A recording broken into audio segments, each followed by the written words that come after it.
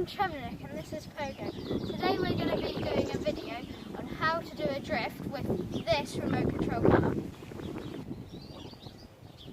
Right, so I'll show you the drift first and then I'll show you how I do it. Right, so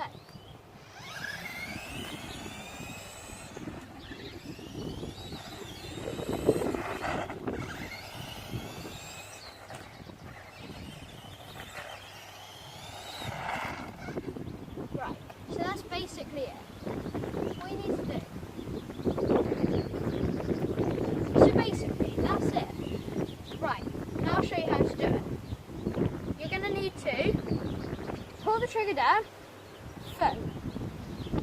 Once you get to a comfortable position, at the same time, twist the steering wheel and at the same time let go of the trigger.